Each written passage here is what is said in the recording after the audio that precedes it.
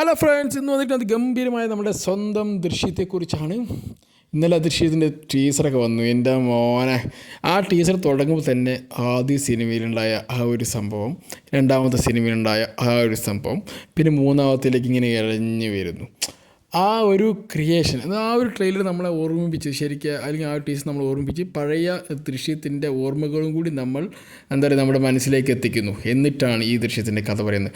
ആ ഒരു രണ്ട് ദൃശ്യം എന്ന് വെച്ചാൽ ദൃശ്യം 1ഉം 2ൻ്റെയും കഥ നമുക്ക് മുഴുവനായിരുന്നു ആരും പറഞ്ഞു തരണ്ട. ഈ സിനിമ ആലോചിക്കാൻ ഒരു സീന് കണ്ടാൽ നമ്മൾ ആ സിനിമയുടെ മൊത്തം സ്റ്റോറിയിലേക്ക് പോകാനുള്ള ആ ഒരു വിത്താണ് അവിടെ ശരിക്കും പാകി വെച്ചിരിക്കുന്നത്. അതുകൊണ്ട് തന്നെ ആ ഒരു ചെറിയ ഭാഗം കണ്ട് ഈ മൂന്നാമത്തെ ദൃശ്യത്തിൻ്റെ ആ ഒരു കാലിലേക്ക് എത്തുമ്പോൾ ശരിക്കും നമ്മൾ അറിയാതെ പഴയ രണ്ട് സ്റ്റോറികൾ നമ്മുടെ മനസ്സിലേക്ക് ഫില്ല് ചെയ്തു.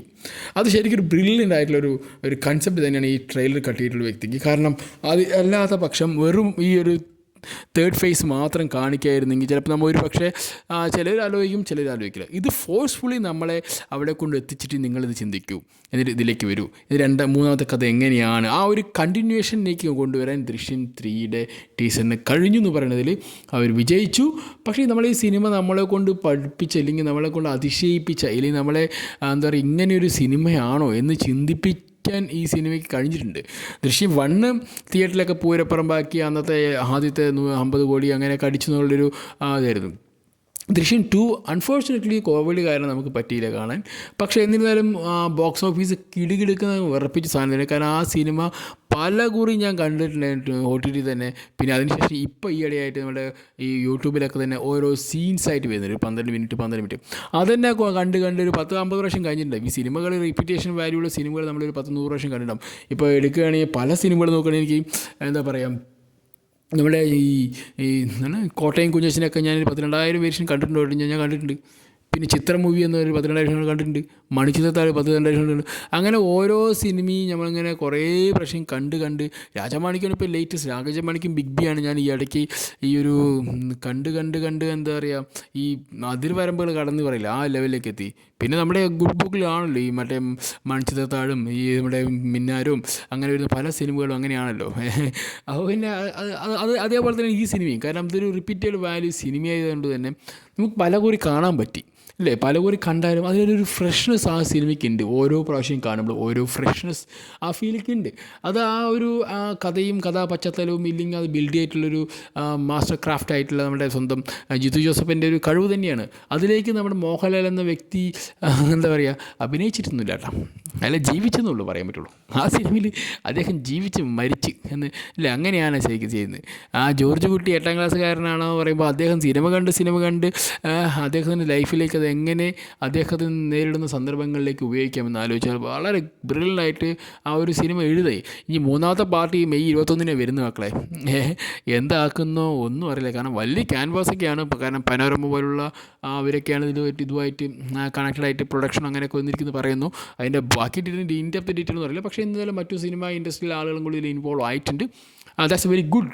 എനിവേ അല്ലേ, മലയാള സിനിമയ്ക്ക് കിട്ടുന്ന വലിയൊരു ഓപ്പണിംഗ് കൂടി ആയിരിക്കും ഇനി വരുന്ന സിനിമകൾക്ക് മറ്റു ഇൻഡസ്ട്രിയിൽ നിന്നുള്ള പ്രൊഡ്യൂസേഴ്സ് വന്നിട്ട് ഇതിലേക്ക് കൊളാബറേറ്റ് ചെയ്തിട്ട് വരുന്നത്. It's A very nice.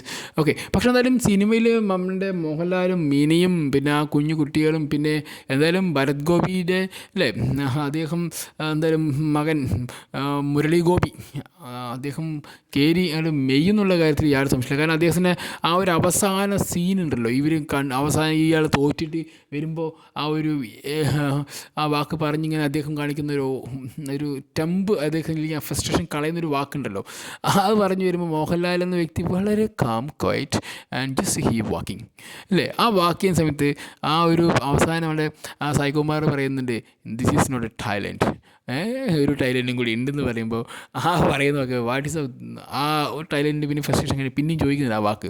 അപ്പോൾ മോഹൻലാൽ ഇങ്ങനെ തലകുനിച്ച് എണീക്കുന്ന സമയത്ത് ആ പഴയൊരു ബാക്കിലോട്ട് പോയി കാണിക്കുന്ന scenes it's amazing, right, really good. എന്തായാലും ഈ ഒരു സിനിമ മെയ് 21 എന്തൊക്കെ കീഴടക്കം കിട്ടുകഴിഞ്ഞാൽ നമ്മൾ ചിലപ്പോൾ എന്താ പറയുക ഈ ഫസ്റ്റ് ഷോ പാട്രിയോട്ട് കണ്ട ആ ഒരു വീര്യം ഉണ്ടല്ലോ.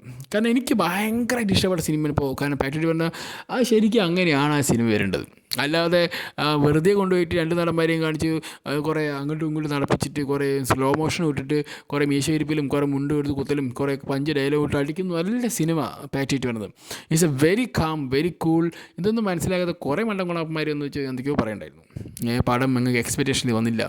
കാരണം അത് മഹേഷ് നാരായണ സിനിമയാണ്. There is A Mahesh Narayana magic is there അല്ലേ. ഒരു സിനിമ എപ്പോഴും വിശ്വസിച്ച മോഹൻലാലിന് ഇഷ്ടപ്പെടുന്ന കുറേ കൂട്ടങ്ങളുണ്ട് ഇല്ലേ. എപ്പോഴും മുണ്ടെടുത്ത് കുത്തി ഒരു അന്നേരം ഗഡുഗംഭീരമായ വാക്കുകൾ പറഞ്ഞ് കുറേ ഡയലോഗ് പറയുന്ന മമ്മൂട്ടി നമുക്ക് ഇഷ്ടമാണ് അല്ലേ. പക്ഷേ എല്ലാ സിനിമയും അതിനൊന്ന് അത് അരോചകമാണ്. ഒരു സിനിമേൻ്റെ ക്യാരക്ടറിന് ആവശ്യമായിട്ട് സാധനം വന്നിട്ടുള്ളൂ. അപ്പോൾ എന്നാലും അത് ഭയങ്കര ഇഷ്ടമായി എനിക്ക്. എന്തായാലും ഈ ഒരു സിനിമ എന്തായാലും പൊളിച്ചെടുക്കും. ഇതിലേക്ക് മമ്മൂട്ടി എന്ന വ്യക്തി വരുമോ എന്നുള്ള ചെറിയൊരു സംശയമൊക്കെ നമുക്കില്ലാതില്ല. കാരണം ഇത് കൺക്ലൂഷനാണെന്ന് പറയുന്നു. ചിലപ്പോൾ ഇതൊരു ഇങ്ങനെ തന്നെ ആയിരിക്കും ഇനി വരാൻ പോകുന്നത്. ചിലപ്പോൾ ജോർജ് കുട്ടി മാറി മറിച്ച് വരുമെന്നൊന്നും അറിയാൻ പറ്റില്ല.